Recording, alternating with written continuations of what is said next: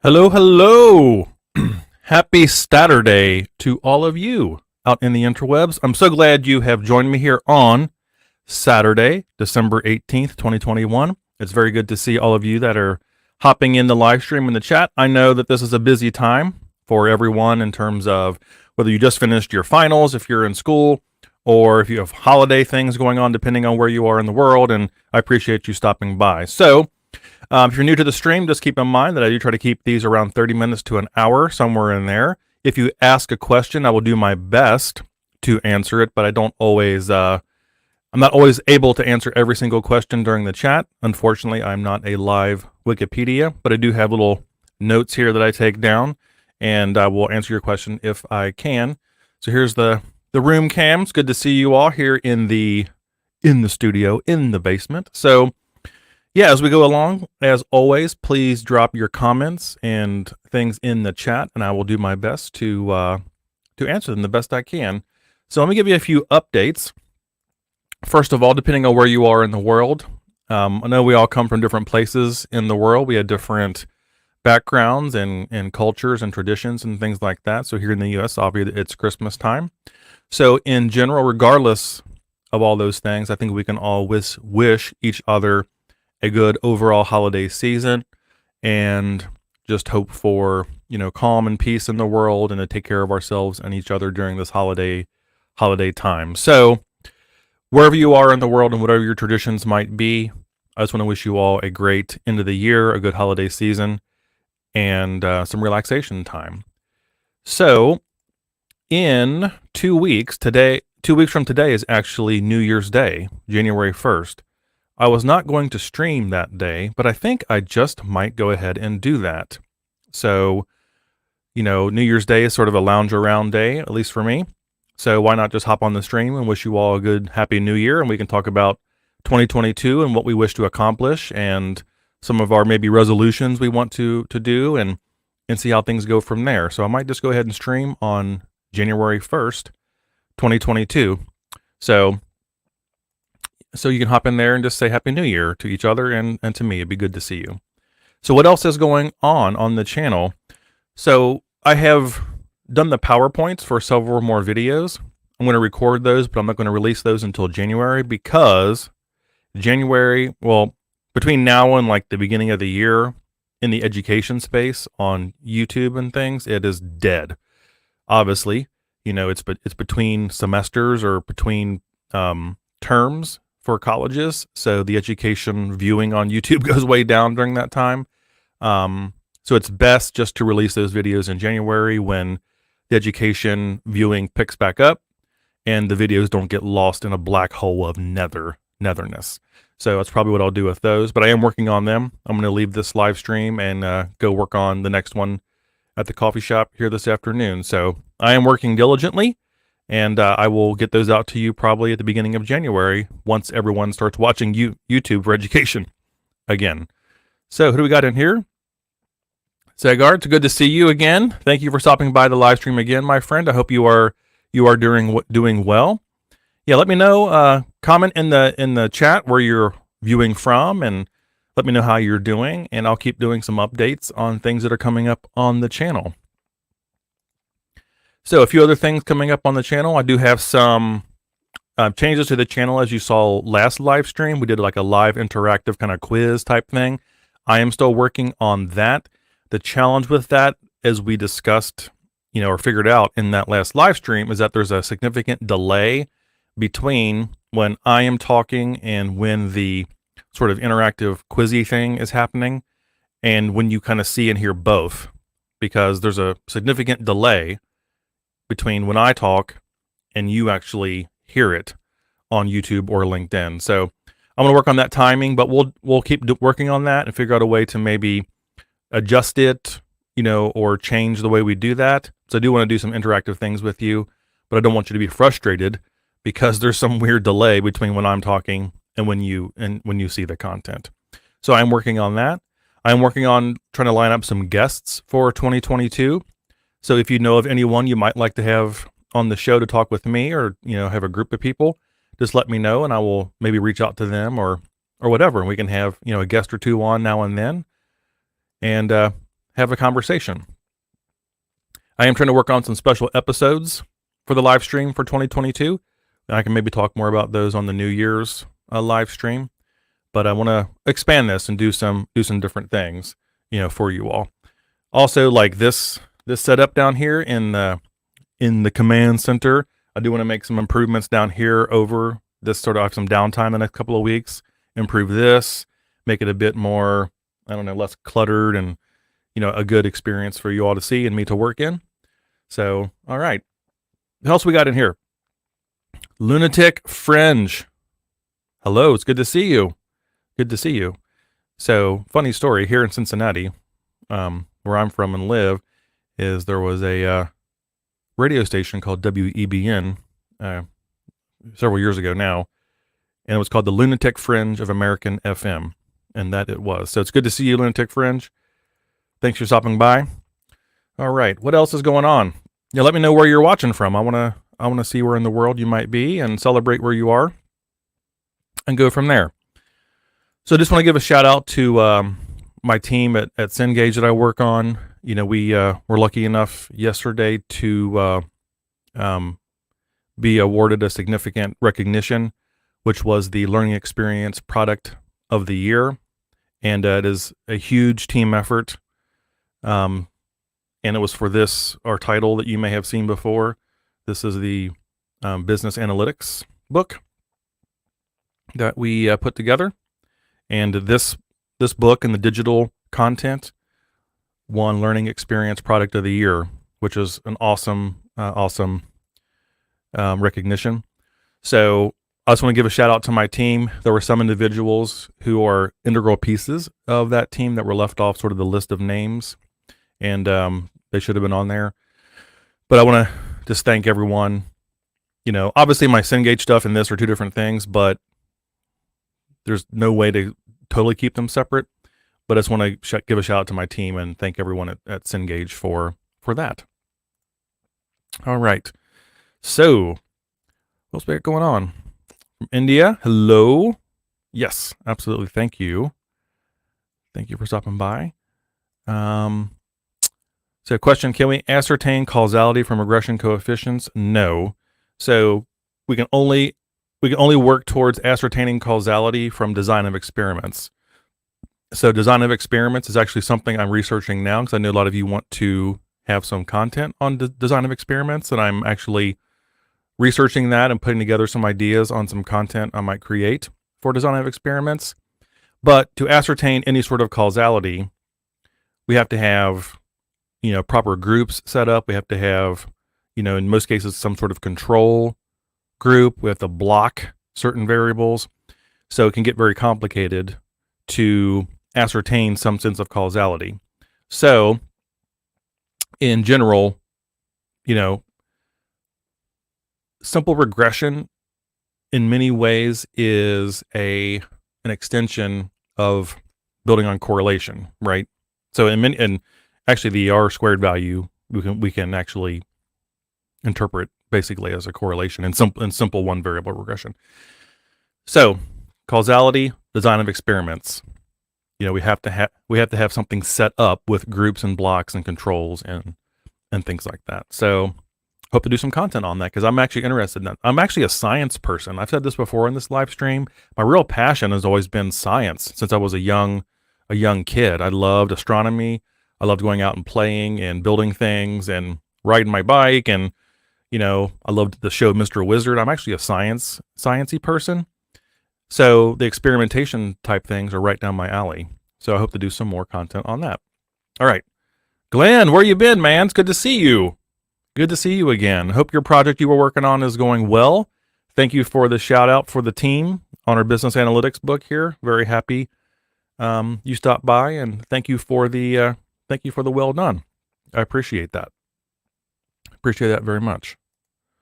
So, all right. Now the next thing I want to just talk about briefly are some of the things you can expect, at least the first part of the new year. And again, continue to put your comments and questions in the chat, and I will answer them as best as I can. So I hope to expand, the channel, like I said, in terms of the breadth of content, the type of content, do some more interactive things with you in these live streams. Maybe expand the frequency of the live streams to weekly instead of every 2 weeks. I'm not sure if that will be beneficial to everyone. However, if I can develop different types of content, then that will allow me to stream more because it's not the same thing all the time. I don't want to bore you to death any more than I already do. So I'm going to be working on some different types of content and maybe do the live streams weekly. There's a lot of technical things I have to, test out, so if I'm going to like do other sort of live things here and have an iPad I can draw on and a remote camera and stuff, it just takes a lot of planning to get all that stuff to work.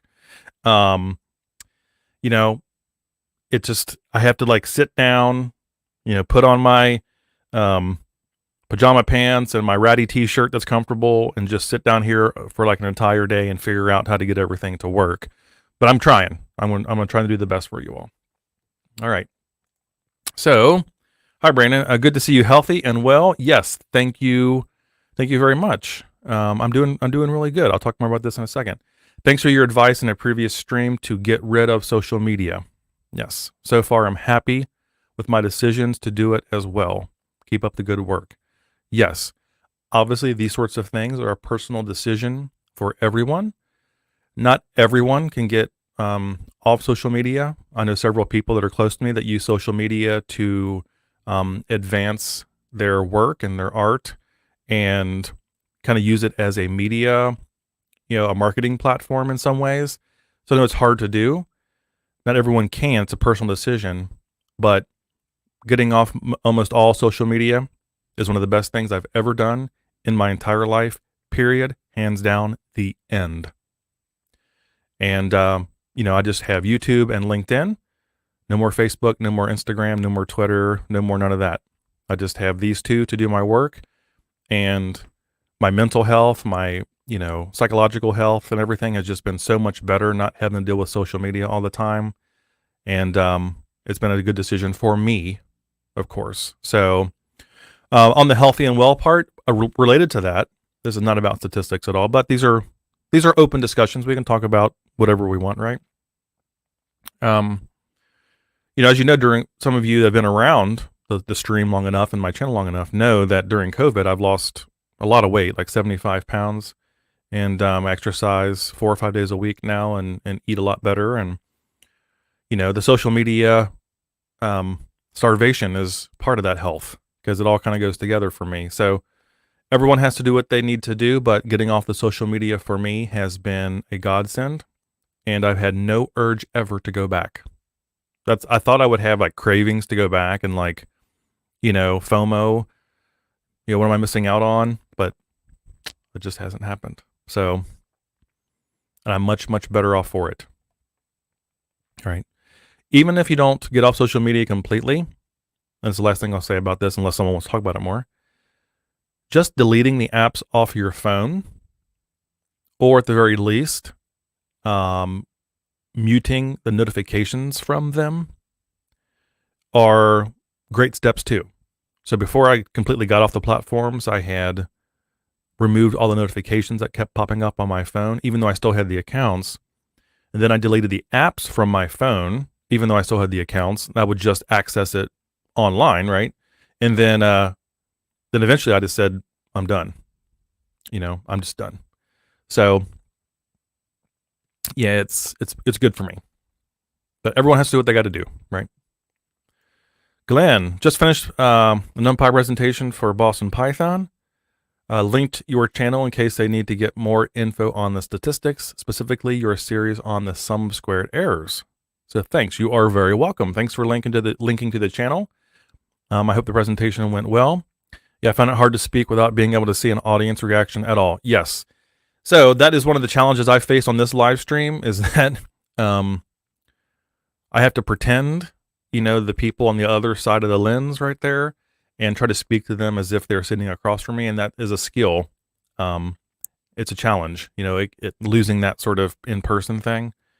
But I will say the longer I've been on Zoom and remote work, we haven't been to the office in 2 years almost. It'll be 2 years in March. I've kind of gotten used to it. But yeah, Glenn, it can be very, very, very difficult. So But good work. Proud of you, my friend, for doing that, and good job on your work too.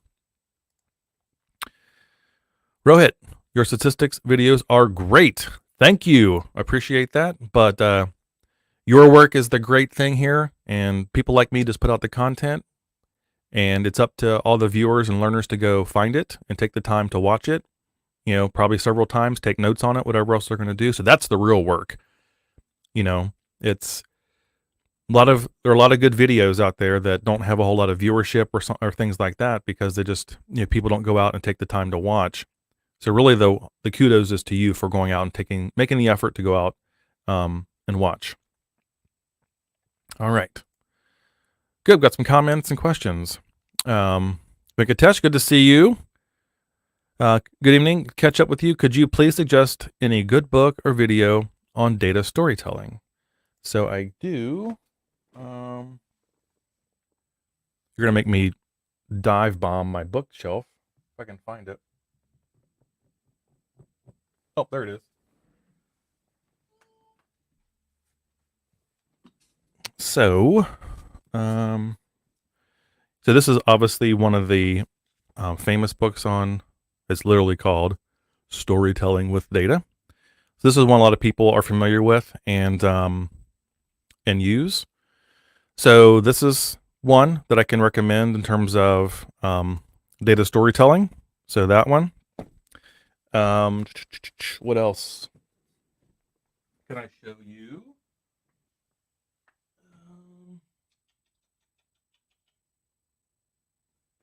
Oh, there it is.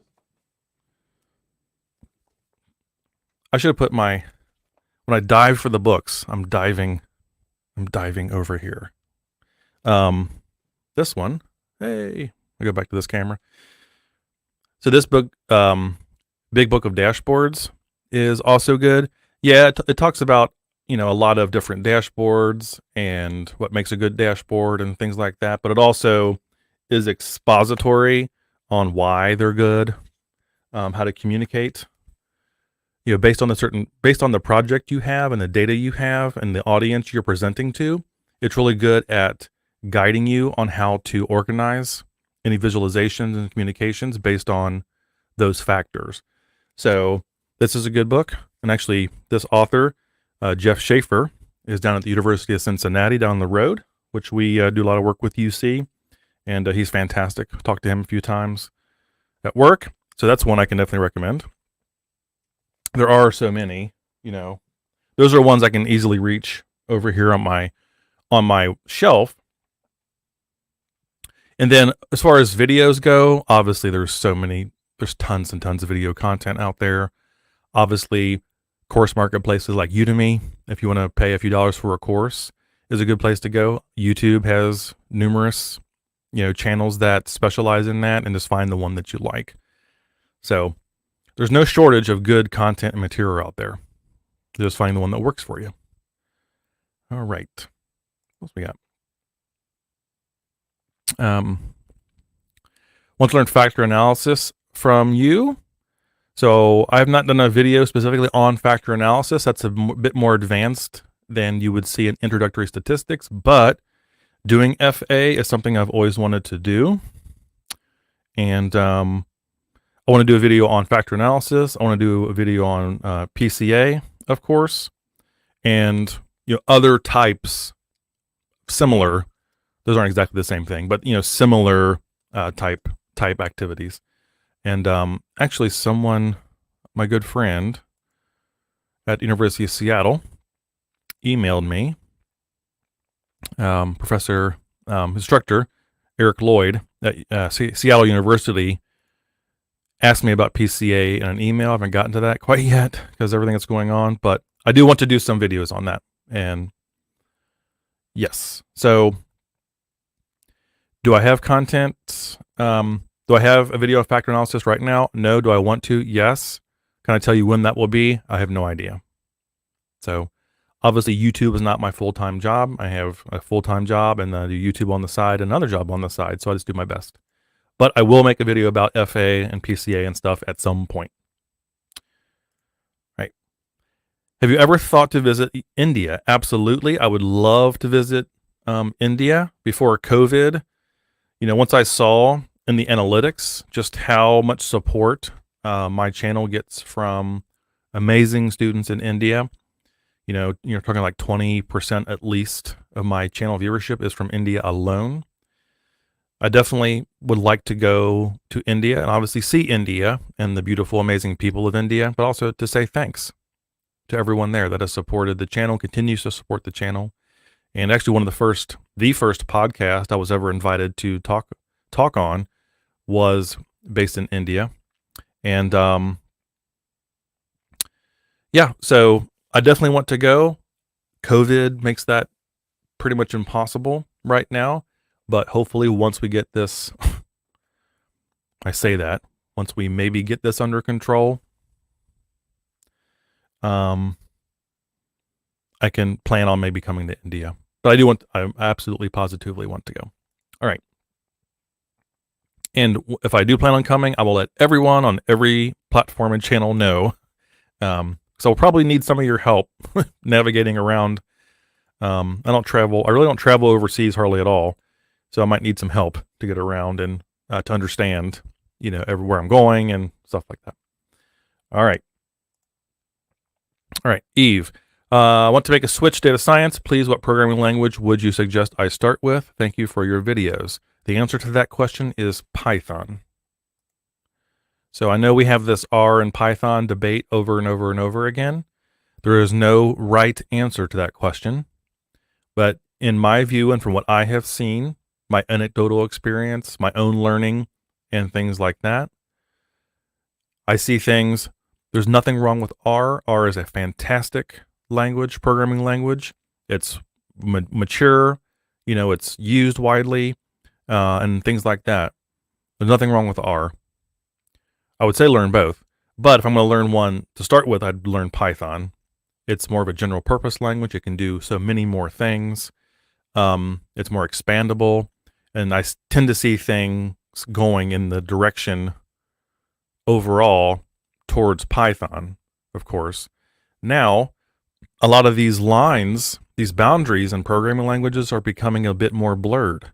So you can use one programming language within the other and vice versa.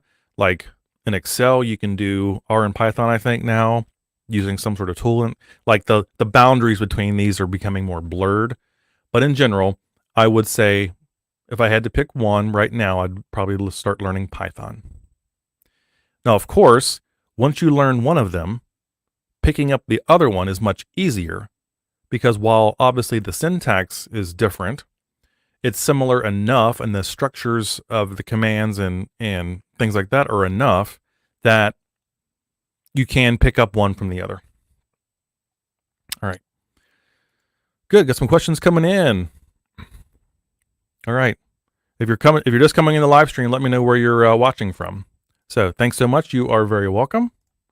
You are very welcome. Glenn, I'm moving on to linear algebra next term. Other than 3 blue, 1 brown, are you aware of a channel focused on the topic? So, very good question. This is another topic that I would like to make a massive series on, because this is actually what I used to tutor when I was at Indiana University in Bloomington. They called it finite math, linear algebra. They're not exactly the same thing, but they're very similar. And so I tutored that a lot. I would love to make a topic myself, a video playlist or even more on that topic myself.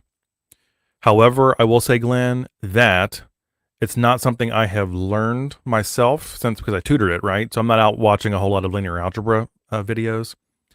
So I would just poke around, if you go to a channel like 3 blue, 1 brown, which is obviously one of the best, maybe one of the best channels on these topics out there.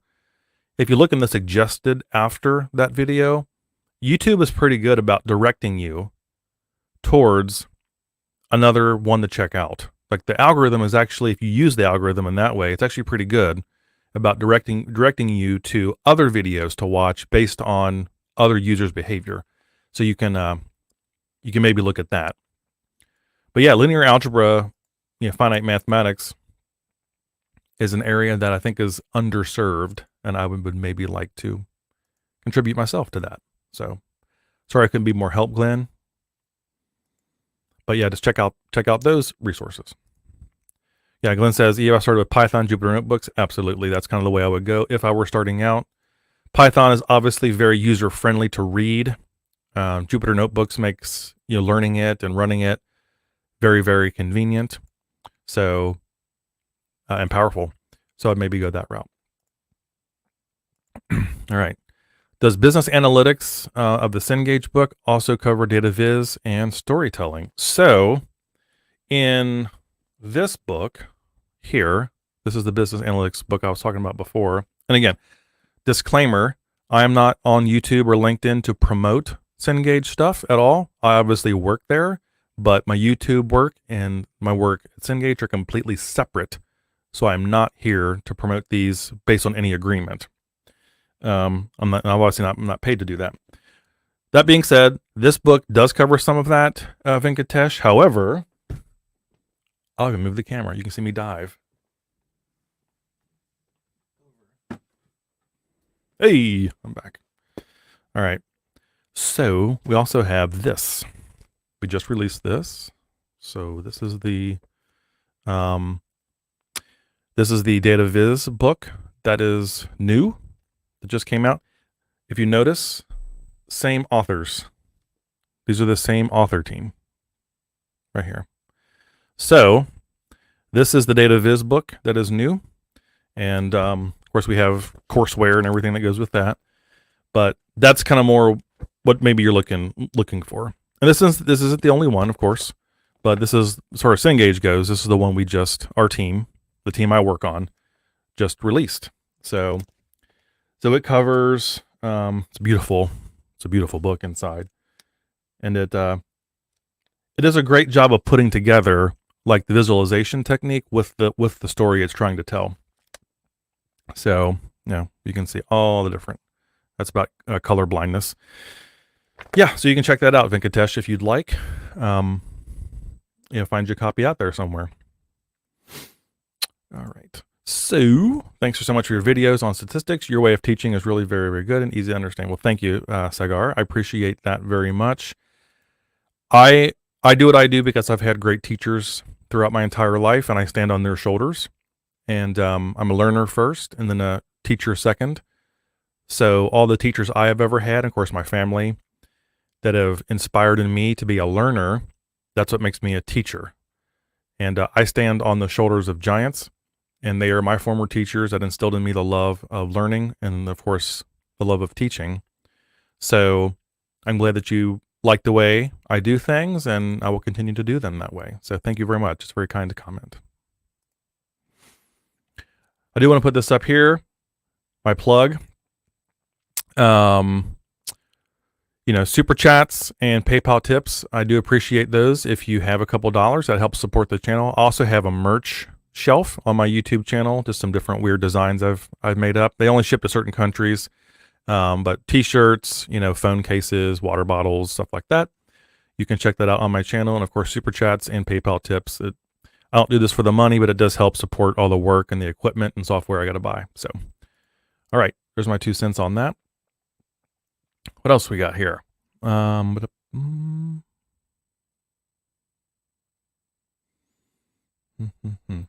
I'll put this question up here. I can't answer this in the live stream because it's a very technical, complex question. So Maria asks, thanks so much for all your videos. Can you please help explain lagging dependent variables in the regression analysis?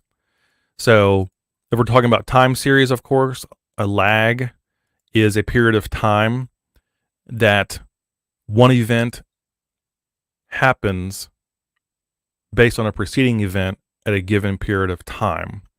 So there are a lot of economic indicators that lag. There are a chain of events that cause one event down the chain to happen preceding the other events. And there are ways to represent that in analysis. So, there are a lot of ways in time series that this is done, but we'd have to know, the context. There are also some time series models that can detect these automatically for you. So, yeah, it's a complicated question. Let me write this down and maybe get back to it. I would imagine that looking for the lag in the variables, when to stop, is when the model, has the best explanatory power, when the errors are the lowest, and then you can do the time lag on that variable at that time based on the prediction errors. That would be my gut reaction to that question. But it's a very complicated thing. We can maybe look into that more. So, Maria did the best I could on that question. Thank you for asking. All right. India sounds awesome, but don't forget about coming down to New Orleans soon. Oh, you bet. I love New Orleans, as you know. Actually, me and my former partner, who I'm still real close to, we're talking about our trip to New Orleans, and he has family down there, and a long history of family down there, and just how much we love that place, and just the history and the music and the food. Oh my goodness.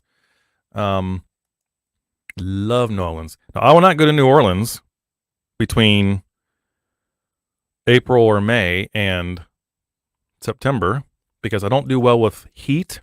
I get overheated very easily. I like cool weather. I'm a very warm person. I'm very warm. Like, my hands are always warm. So New Orleans, I will definitely go back. I've been there twice. I've loved both trips. And there's so much more to see and do down there. So I will. But yes, India I hope to get to, and New Orleans I hope to get to there again. All right. Hello, can you please talk about your professional career, if you don't mind? By professional, do you mean career? Sachin, if you're referring to my career, I can do that. Just make sure that's what I really want in the chat, and I'll come back and kind of give you the quick rundown if you're really interested in my career trajectory.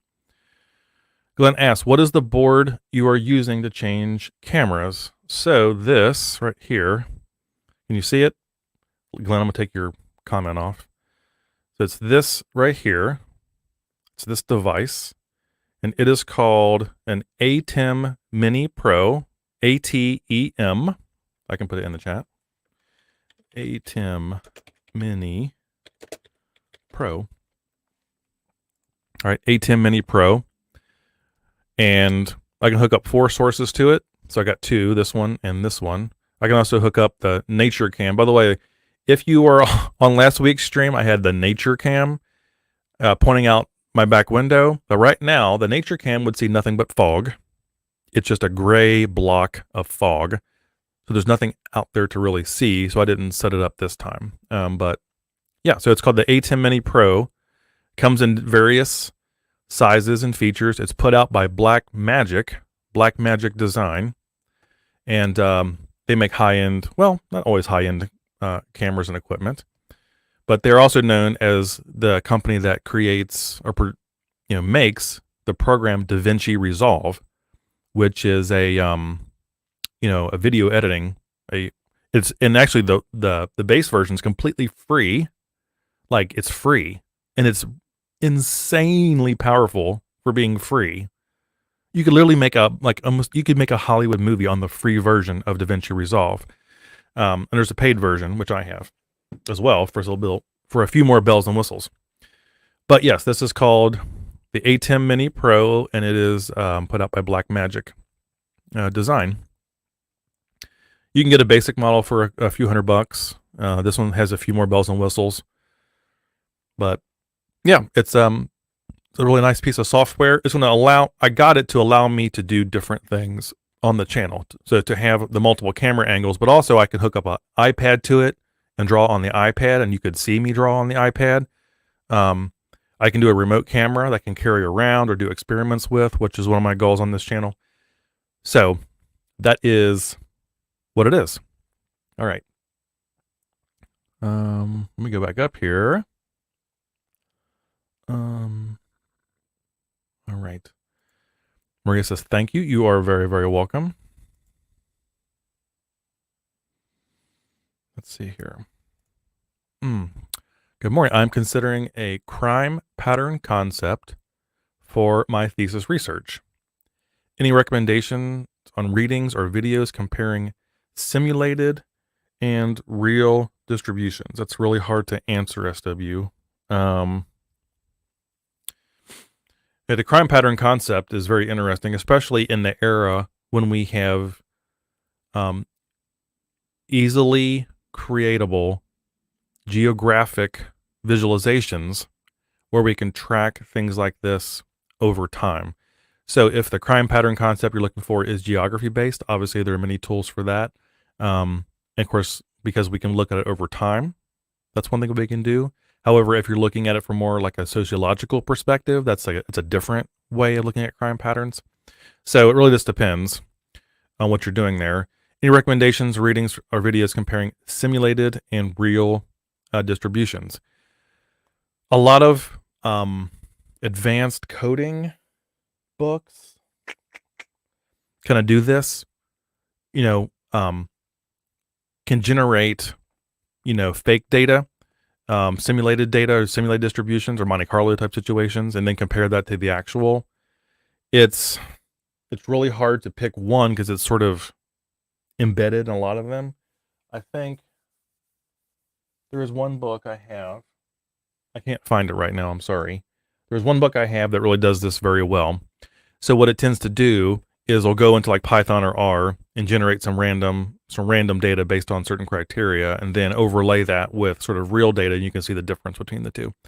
So I'd have to get on my bookshelf and thumb through it off the top of my head. I know it's there because I've read it.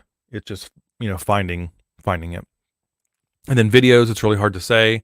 They're obviously out there between YouTube and other places. You can find tons of those. It's just a matter of digging around. So it's not a great answer, SW. I do apologize, but yeah, it's the best I can do for now, my friend. I'm sorry. Okay. Good band from New Orleans is the Duke of Dixieland. I will definitely keep that in mind. All right. So deadline was yesterday. Hi, Brandon. Following your channel for about 2 years now, I noticed you've changed your tone and method of conduct. For example, namaste of late. Do you make these changes based on feedback? Yes, I do. So deadline, what I tend to do is I am never wedded to one way of sort of doing things if I feel it's not working or I can make it better. So the weird thing about my YouTube channel is that I'm basically using the same like template and the same video format that I've been doing for almost 10 years now because it works. However, what I have tried to do as the channel has evolved and grown is to look for ways to make things a little bit better, So, so as far as the namaste comment I sometimes make, sometimes I forget, that's multifaceted. That's kind of like my mindset in life, in general. And a lot of us around the office had coffee cups that had that on there. Excuse me. And of course, because of the large following I have in India, it's not the only place, but in India as well, I like to sort of incorporate different things into my channel that are reflective of the audience I have, without resorting to appropriation or tokenism or anything like that. So I do my best to do those sorts of things, but it's a mix, and I go back and watch my videos every now and then, which is, I know, is kind of weird, but figure out ways I can make them a bit better, a bit more personalized for my audience, and go from there. So yes. All right. Back up here. Okay, so Sachin, yes, please. So I think I'm gonna go back up there. So can you please talk about your professional career if you don't mind, please? So the long story short of that is that, so I did my undergraduate degree in math and science education, then my master's degree in curriculum and instruction, and then I went on to Indiana University to work on a PhD in curriculum and instruction. So basically, I've been in school my entire life, up to a certain point. I did some teaching at the middle school level, high school level, and of course, I taught at the college level. I've tutored probably hundreds of students over the course of my life at this time. And then, there's in each one of those, there's a whole nother story, right, of career milestones. So after my time at IU Bloomington working on my PhD, which I did not complete, unfortunately, because I was getting ready to finish when the Great Recession happened. And everything dried up. It was a really dark time, as far as grant money, enrollments went down. It was a really tough time. So I did not, unfortunately, get to finish my PhD, which actually in the end worked out for me because it opened another door. So I had a rough, during the recession, it was tough for a lot of people to find work. And I was one of those people. I applied for 180 jobs during the Great Recession.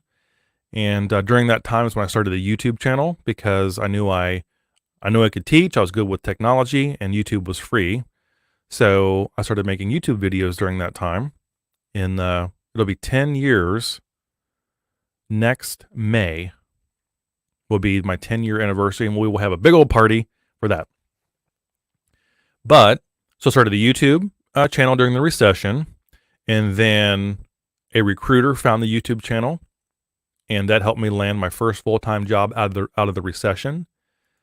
And then about 9 months into that job, another recruiter found the YouTube channel because during those 9 months is when the channel kind of blew up. Excuse me. And that led to an interview at Cengage. And obviously I was able to secure that position at Cengage. And then I've been there ever since. So I will be at Cengage 8 years in January. So less than a month. I will have been at Cengage for 8 years. We've had good success. We won. We were Product and Marketing Team of the Year less than 2 years after I started there. Wasn't because of me solely, of course. So it's a huge team effort. And then yesterday, of course, we were Learning Experience Product of the Year with the Business Analytics book here. So I've been at Cengage less than 8 years, and it's twice now our team has won the Product and Marketing Team of the Year and the Learning Experience Product of the Year within that time frame with a company that has thousands of employees, big company. So, and here I am. So Cengage, do the YouTube thing on the side. I do some other work on the side, and that is the career journey. So, but really, Sachin, it all goes down to I learn all the time. I never stop learning things all the time. I'm a curious person that just has to understand how things work. I have like 37 different interests, which sometimes are my undoing, but I'm always learning. I'm never bored. The word bored does not exist in my dictionary. I'm never bored. So I learn about things. I read a lot of books. The research I do for the YouTube videos is a learning experience. And that's just kind of what I do. During the beginning of COVID, like 2020, I spent all year reading books on infectious disease because that's just what I do. I read, I think that year I read almost 50 books. 50. So my professional career is really just being a lifelong learner and then translating those experiences when I learn into a career that I can make a living doing. So, all right. That was the long version, the career trajectory. So, let's see. What other comments we got here? Yep, you said career. So that's what I did. Yeah, and from here, who knows? I think everyone has to find their own path, what makes them happy. And, especially in the era of COVID, like a lot of people around the world, it's really kind of knocked the sheen off things before. The wool that was over my eyes in many ways, social media being one of them, has been removed. So I'm really kind of getting back to the core of who I am as a person, who I am as a learner, who I am, what I want to do with my life, the legacy I want to leave when I'm gone from this earth. And taking my joy of learning and turning it around into something I can make a living doing. And that's it, you know? So, all right. Yeah, I said the YouTube interest got your full-time job. Absolutely. You know, it's so weird how that all happened. It's so weird, you know. And I will say, not to go into too much detail here, during that recession time, I was really at a low point, personally and professionally in my life, and but I never doubted myself. You know, I have a great family that loves me, and I have, you know, support, and I've had great education up to that point. So I never doubted the fact that I could do something. I was just figuring out what it is. And, you know, once I left IU Bloomington, I wasn't tutoring anymore. So I missed that. So I was like, you know what? I can just do this YouTube thing. It doesn't work. It doesn't work. But there's no harm in trying. And let's just see what happens. And it was weird. I've said this before, but I remember going on a job interview during that time. And in the job interview, it was like as a conference table, right? It's like me and like 4 other people as this panel interview. And they had a projector in the screen in the conference room. And I actually pulled up my YouTube channel on the projector to show them my work. And at that time I had 1,000 subscribers. And I thought it was the best damn thing on earth that I had 1,000 subscribers. And that was, you know, the rest is history from there. So if my experience just tells me that, I mean, everyone's obviously different, but if you really know what you're here for, like what you should be doing and what you're good at and what you are passionate and love doing, things tend to happen for you. If you really just follow that, you know, follow your heart, but take your mind with you, things just seem to happen. It's not luck. There's some luck maybe in there, but when you do those sorts of things, it opens up other opportunities. If you just stick to like doing that, then things are more likely to happen if you stick to that. So that's just what I did. I just stuck to what I knew how to do and what I knew I was good at doing.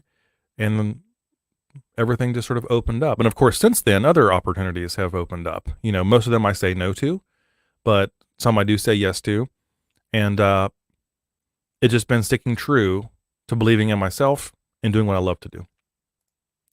So Glenn, have you read the book Fifth Discipline? I have not, but I will definitely check that out. I just finished Atomic Habits, which I'm sure some of you have heard of. I do recommend Atomic Habits. I think it's a really good book. It is set in a certain cultural context, no doubt, but you know, I think it's a good book to for us to begin to examine our habits, both good and bad, and how to, you know, make new habits and try to get rid of old ones and what motivates us in certain situations. Another funny story about me is that my entire life, I was a moderate nail biter for some reason, but I've completely stopped. I have like fingernails now. So I completely stopped that really bad habit. And it was hard. But there are other habits I've gotten into also that are good, like the exercise that I do, and my habit of reading a lot, but I also take a habit of just relaxing as well. So Atomic Habits is a good book. It's on my Kindle. I can't hold it up for you, but I do recommend that book. And if you're looking to, get into some new habits or remove some old ones, understand sort of why we do what we do. I am not someone who thinks we should be productive all the time. There is time just to do nothing. Let our minds wander, let our bodies rest, put on a good TV show or whatever else we would just want to kind of escape for a little while.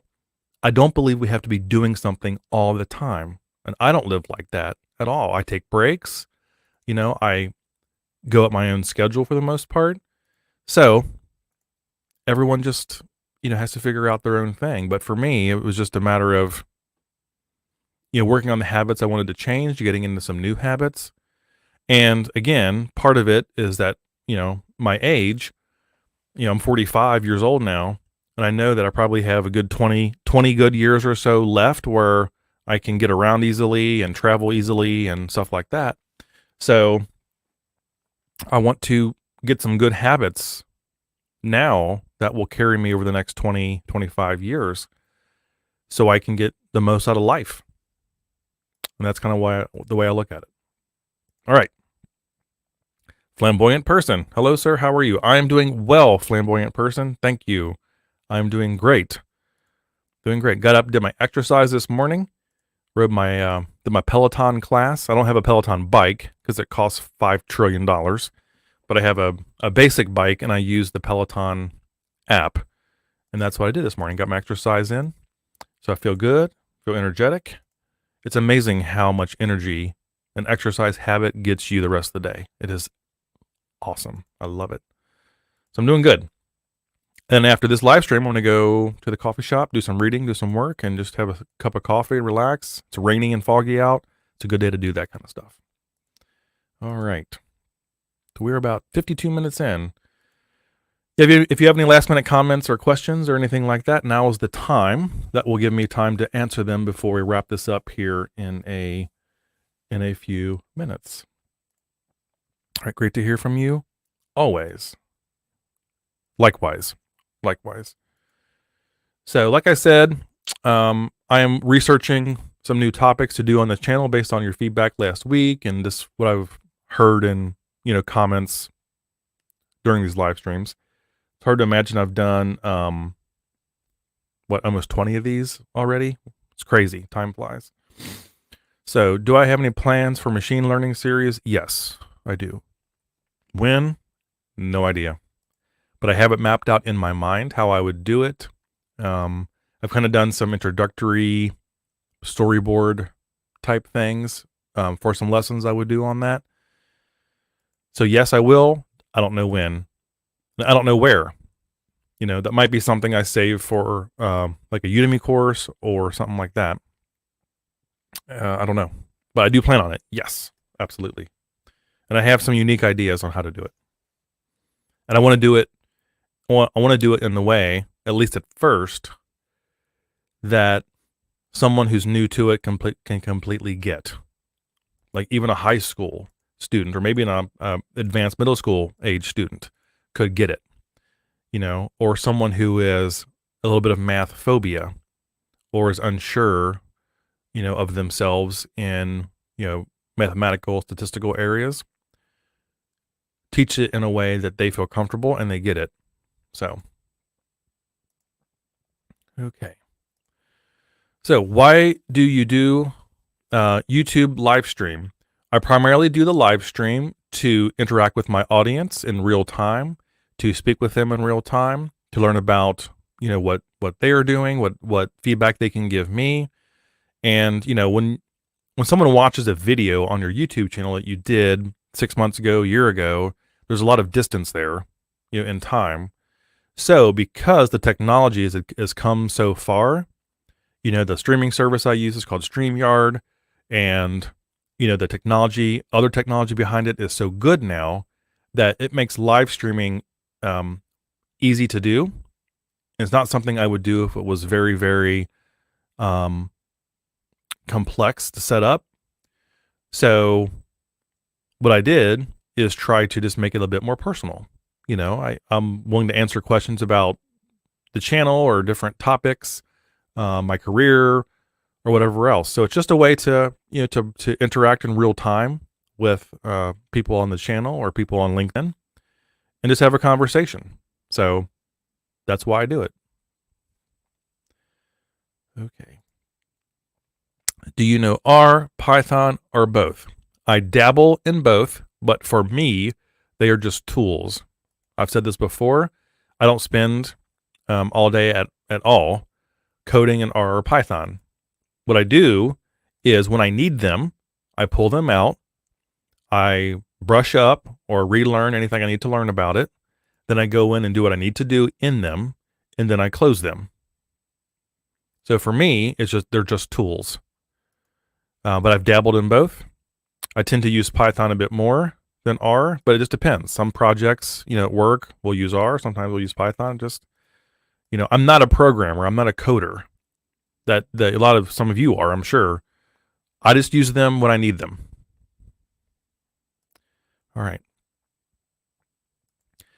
Yeah, it'd be nice to have something that puts statistics, deep learning, and machine learning all in context. Yeah, that would be a massive undertaking to do that. But yeah, seeing the connections between them and the differences. Statistics and machine learning are two different things. In statistics, we talk about p-values and things like that. And in machine learning, we don't talk about things like that. So it just depends. But, this unified theory, putting it all together, and some people have tried, it's just really hard to get all that content in one place. So, yeah, it's kind of like finding the theory of everything. So, all right. A few more questions here. Do you know where people lack skills in data science, and can you fill that with your upcoming series whenever possible? So here, flamboyant person, what I've learned over time is that I think a lot of people come to my channel because they want to get into things like machine learning, but don't have the statistics background to really do so. So what they do is they come to my channel to learn the statistics part, or to brush up on the stats part, so they can then go on and do machine learning or other, data science type content. So my channel is used in that way, and I know that it has been used that way, which is great. That's fine. That's what I do it for. And a lot of people do lack the coding skills if they want to get deeper into data science. So there are innumerable resources to learn those kind of things. And as far as my upcoming series, whenever possible, I teach where there's a need and how I think it will help the most people. And then I go with that. So sometimes it will align with those goals, and sometimes it will align with other goals. It just depends. So I try to read the comments the best I can, and get the feedback the best I can, and just use whatever time I have to develop the content for what I feel there is a need for. So I think, my life goal is just to be useful. It's that simple. My tombstone will say, Brandon Foltz, blah, blah, moderately useful. That's it. So, I was thinking more about the relationship between them. Does machine learning and statistics? It seems machine learning seems to build on a solid base of statistic knowledge. Yes and no. There's a Venn diagram overlap between traditional statistics and machine learning, and there are things that they have in common in the middle, and then there are things that are unique to each, on the sides. And having that stats background knowledge is good. It helps understand things in machine learning, but there are things about machine learning that are unique to machine learning that have to be picked up just studying it. So, all right.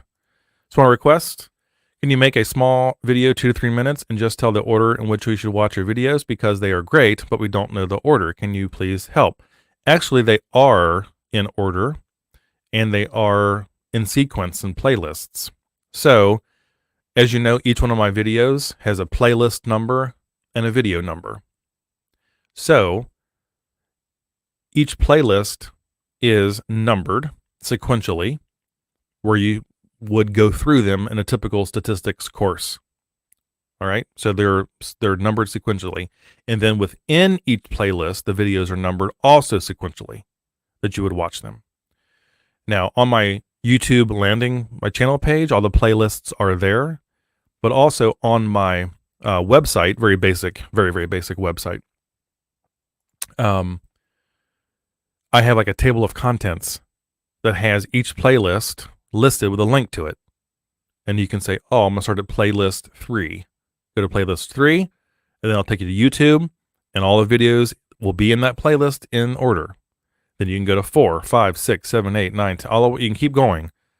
The playlists and then the videos within the playlists are also in order. So you can think of it that way, because that's how I've made them, that's how I've labeled them, and that's how I've organized them on the channel and my website, of course. So, all right. Okay, good suggestion. I'm not sure what that is referring to, but I'm glad you found that helpful. Pregan says, you're absolutely right. I stumbled upon your channel when I felt I was lacking statistics knowledge while dabbling in machine learning. Your stats videos, in depth and breadth, are extensive. Brilliant. Thank you. Well, thank you for those very kind words, of course. And I kind of learned that individuals were coming to the channel to learn the statistics, and was that because they were trying to get into machine learning and data science, but didn't have the stats background. So that's what the channel became for a lot of people, which is great. So you bridge the gap of stats for many aspiring ML data scientists, for sure. Hopefully that's part of the goal, to sort of bridge that gap and get people ready for ML. Obviously linear regression and logistic regression are two machine learning algorithms among many. So that's a lot of how people get into machine learning through statistics, which is great. But so I'm glad I can do that and be there. Let's see here. It says, you do not currently link your website from your about page on YouTube? I'm pretty sure, I'd have to go back and check, but I think it was in the header, and then the about section, I thought it was in there, but thanks for pointing that out, Glenn. I will go back and check, but I'm pretty sure it's in the header, but I could be wrong. One thing I'm not as good at is, all the maintaining of links and pages and all that kind of stuff. I try to just focus on making the videos. Okay. Yes. Thank you for clarifying. I didn't know the playlists have numbers. Yeah. So you'll see like PL, PL for playlist, 13, 14, 15, so on. And then the videos are also in there. That's why I put the playlist and the video on the thumbnail. It's a boring thumbnail, but it's informational. And you know exactly what playlist you're in and what video within that playlist you're in, just from the thumbnail alone. But if you go to the channel landing page, the playlists are all there, and they're also on my website. So yeah, the order of the videos, thank you for getting this. Yeah, with the playlists. So playlists are ordered and named accordingly, and the videos are named accordingly. Now, I will say, I have to go back and check. Yeah, I usually don't put that in the title of the video, because I had a horrible experience a couple times where I wanted to go back and insert a video in an already existing playlist, which of course changes the numbering and everything for videos after that. And it was a nightmare. It was a nightmare to go in and try to change all that. Oh my goodness. So it's easier just to change the thumbnail than go in and change all the text to every other thing in that playlist. That's kind of why I do that, because it was a nightmare. So, all right. Let's see here. In the link section, just not the text. Yeah. So I might put it in both, Glenn, but thanks for pointing that out. Do you have any plans for collabing with other big YouTubers like you? I'm not sure my channel is a big YouTube channel. There are people with many, many, many, many more subscribers than mine. However, they do it full time, and I cannot do it full time. So if the United States had universal health care, I could probably do it full time, but we do not. So I have to, balance my economic livelihood. And don't get me wrong, I love the team I work with at Cengage and stuff. So it's not really that. But doing YouTube full time would require certain things. And if I had access to like the NHS in Britain, or what's the Canadian one, the Health Canada or something like that, what it's called, I can maybe do it full time, but I cannot. So collabing with other YouTubers that do it full time is a bit of a challenge, but it would depend on what the collaboration is. Is it just like having them as a guest on live stream like this, or is it like making videos together or something like that? So yeah, it just depends. I'm not opposed to anything like that. It would just depend on how it's structured. Someone says, maybe Josh can do some music for your channel. Yeah, I've talked about this before. So Josh over at StatQuest is awesome with his musical talents and abilities. Funny thing is, I'm a musician too. And I was actually almost a music major, music education major. So I am a musician as well. I have musical training. I did music middle school, high school, and a drum and bugle corps after high school. So I can actually do music. I can play enough guitar to be dangerous, and I can sing in tune and stuff like that. But I love what Josh does on StatQuest with the music and stuff like that, but that's just not me. Like if I tried to do that, it would come across as really fake and contrived on my part. So I've not done any of that. Yeah. So I could do that. I could absolutely do that, but I just chosen not to because one, it's not me personally to do stuff like that. And two, I try on my YouTube videos, especially more recent ones, to just make the video about what we're learning, and not just get to the point as much as possible. So, Glenn says, trying to find the video of you at the Scouts. Yeah. Look for 1996 Madison Scouts. And I was in Toledo Glassman 95 and Madison Scouts 1996. So, not to go into the weeds, Glenn, but if you find a video of Madison Scouts for 96 and we walk onto the field, and we do the fleur-de-lis on the field, I am actually the lowest right point of the fleur-de-lis on the field when we march out. All right. I meant live stream with other people, and it will also help you get new subscribers and networking with other people. Yeah, I mean, live stream with other people is like a guest. I've done that before. I haven't done it recently, but I have done that before on various topics. I'm not opposed to that, but it's really difficult to line up schedules, and get people on the stream. And I'm very, very, very, very, very sensitive to bothering other people, to a fault. To a fault, I don't like bothering other people. So I'm not opposed to that, but I think maybe in 2022, like I said at the beginning of this stream, I'm going to try to do some different things, have more guests on, and talk about different things. So, as far as the new subscribers and networking, that's always great. It's not really why I don't do this for that. I do it to help people. But if that is a benefit of that, then it's a benefit of it. So, and I never wanted to make the channel. I do not want the channel to be about me. The channel is not about me. It's about the content. It's about the learning. It's not about me. So I try to shy away from things that might over-exaggerate my personality and not give the true focus on what it should be, in my opinion, which is the content. All right. A few more minutes, and I'm going to roll. Get you your day back. One off-topic question. Do you invest in cryptocurrency? What do you think about Bitcoin and crypto? No, I do not invest in cryptocurrency. I do not, for various reasons. What do I think about Bitcoin and crypto? I think that's a little bit early in their development to know what direction it's sort of going to go. I don't like investments that are that volatile, especially at this point in my life.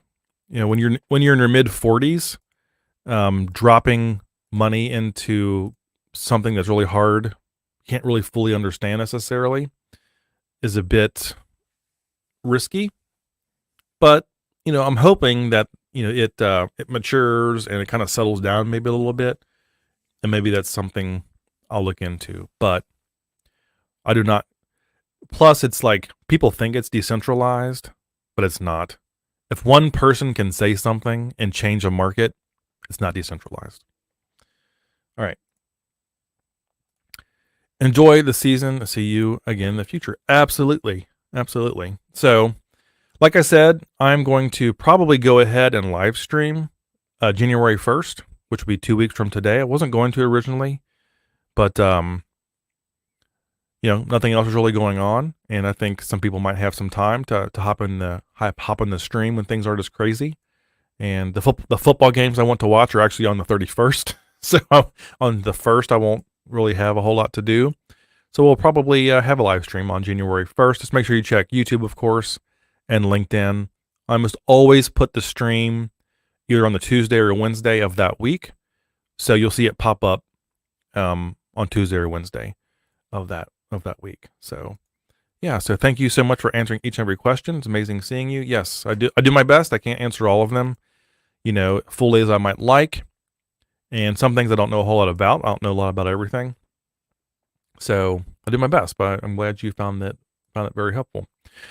So I'm going to go ahead and wrap up the stream here now. But again, regardless of where you are in the world and your traditions and beliefs and things like that, just from someone here in the U.S., I want to wish everyone out there a fantastic holiday season. Whether you celebrate Christmas or not, but have a good holiday season, a good New Year's, which I'll see you then, and try to take some time to enjoy things, enjoy friends and family, and just decompress. If you can, just decompress for a couple weeks, and just enjoy life a bit. So it was good seeing you all. Thank you all for taking your valuable time to come by the live stream. And I'm pretty sure I will see you again on New Year's Day, January 1st, assuming I don't change my mind. So have a great day. You're all wonderful and beautiful, and I will see you again soon. Take care, and bye-bye.